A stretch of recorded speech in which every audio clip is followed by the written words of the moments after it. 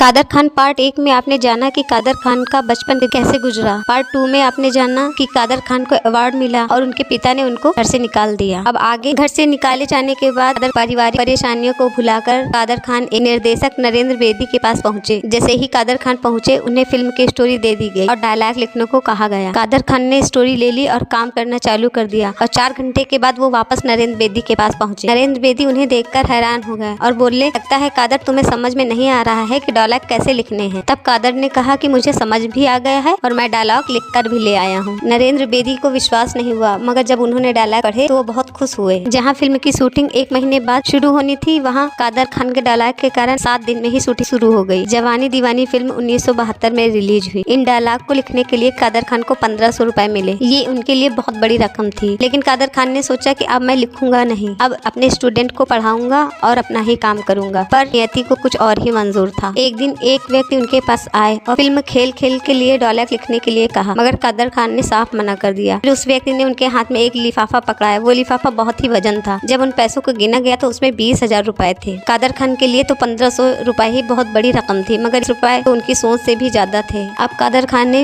Film खेल खेल के लिए डायलॉग लिखना शुरू कर दिया। जैसे ही ये फिल्म 1975 को आई, फिर फिल्म के निर्माता नाडिया वाला ने कादर खान से कहा कि आप मेरी दूसरी फिल्म रफू चक्कर को लिखे बिना कहीं नहीं जा सकते। रफू चक्कर फिल्म के लिए इन्हें 25,000 रुपए दिए गए थे। कादर खान को दिन प्रतिदिन पैसे बढ़ बढ़ के मिलते जा रहे थे, मगर कादर खान के अंदर का टीचर उन्हें बच्चों को पढ़ाने के लिए मजबूर कर रहा था। एक दिन इन्हें मनमोहन देसाई मिले। मनमोहन देसाई ने इनसे कहा कि सुना है तुम बहुत अच्छा लिखते हो, तुम मेरी एक फिल्म लिख कर दिखाओ। अगर वो मुझे पसंद आई तो ठीक है, अगर नहीं पसंद आई तो मैं तुम्हारे सामने ही उसे फाड़ दूंगा। तब कादर खान को ये बहुत चैलेंजिंग लगा और उन्होंने सोचा कि ये मेरी बेइज्जती हो रही है। कादर खान ने उनसे कहा कि यदि आपको मेरे लिखे डायलॉग पसंद नहीं आए तो आप उन्हें फाड़ देंगे, और अगर आपको पसंद आए तो आप क्या करेंगे। तब मोहन देसाई ने कहा, अगर मुझे डायलॉग पसंद है तो मैं आपको बैठाकर नाचूंगा। तब कादर खान ने फिल्म रोटी के लिए डायलॉग लिखना शुरू कर दिया और 3 दिन के बाद मनमोहन देसाई के पास पहुंच गए। मनमोहन देसाई उस समय क्रिकेट खेल रहे थे। कादर को देखकर उन्होंने धीरे से कहा, लगता है इनको कुछ समझ में नहीं आया। मनमोहन ने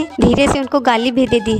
फिर कादर खान उनके पास आए और मनमोहन से कहा कि आपने मुझे गाली क्यों दी। मनमोहन ने कहा, नहीं मैंने आपको गाली तो नहीं दी। कादर खान ने कहा, मैं लिप्स रीडिंग भी समझ लेता हूँ, आपने मुझे गाली दी। तब मनमोहन उनसे खुश हुए और हंसने लगे। फिर मनमोहन कादर के साथ अंदर गए और उन्होंने कादर खान के क्लाइमेक्स को 1 बार सुना, 2 बार सुना, कुल मिलाकर 5 बार सुना और उनके द्वारा बोले गए डायलॉग्स को उन्होंने रिकॉर्ड भी कर लिया। मनमोहन देसाई बार बार सुनते और खुश होते जाते। उसके बाद उन्होंने वो क्लाइमेक्स अपनी पत्नी को सुनाया। वो क्लाइमेक्स सुनकर उनकी पत्नी की आंखों में आंसू आ गए। उनकी पत्नी ने कहा कि 6 महीने से ये इतने परेशान हो रहे थे और तुमने 3 दिन में ही सारी प्रॉब्लम को सॉल्व कर दिया। मनमोहन देसाई ने कहा कि कादर ने तो ऐसा लिखा है कि जैसे कोई सोच भी नहीं सकता। मनमोहन की खुशी का कोई भी ठिकाना नहीं था। उस समय देसाई एक टीवी खरीद कर लाए थे। उस जमाने में टीवी एक बहुत बड़ी बात हुआ करती थी। मनमोहन देसाई ने वो टीवी कादर को गिफ्ट कर दी और एक सोने का ब्रेसलेट उनके हाथ में बांधा तथा 21,000 रुपए उन्हें नगद दिए। फिर कादर खान से पूछा, कादर तुम्हें लिखने की कितनी फीस मिलती है। तब कादर खान ने बताया कि मुझे पिछली बार 25,000 रुपए फीस मिली थी। तब मनमोहन देसाई ने कहा, मेरे राइटर की फीस सिर्फ 25,000 रुपए, ऐसा नहीं हो सकता। तब उन्होंने कादर को 1,20,000 रुपए दिए। कादर खान को तो यकीन ही नहीं हो रहा था कि एकदम से उनकी फीस इतनी कैसे बढ़ गई। समय के साथ साथ उनके जीवन में सब कुछ अच्छा होने लगा और कादर खान की शादी भी हो गई। उनकी शादी हुई थी अजरा खान के साथ। बस्ती की जगह वो अब एक अच्छे माहौल में और अच्छे घर में रहने लगे थे। कादर खान सिर्फ लेखक ही नहीं बल्कि मल्टी टैलेंटेड व्यक्ति थे। वो लिखने के साथ साथ एक्टिंग भी बहुत अच्छी कर लेते थे और ये बात राजेश खन्ना को अच्छी तरह से पता थी, क्योंकि कादर खान के साथ राजेश खन्ना ने बहुत से नाटकों में अभिनय किया था। राजेश खन्ना ने कादर खान से कहा, क्यों नहीं आप अभिनय की तरफ जाते हैं। तब कादर खान ने अभिनय की शुरुआत कर दी। आगे की स्टोरी पार्ट 4 में। मेरे द्वारा बताई गई जानकारी आपको पसंद आई हो तो वीडियो को लाइक जरूर करना। चैनल पे नए हैं तो सब्सक्राइब करना।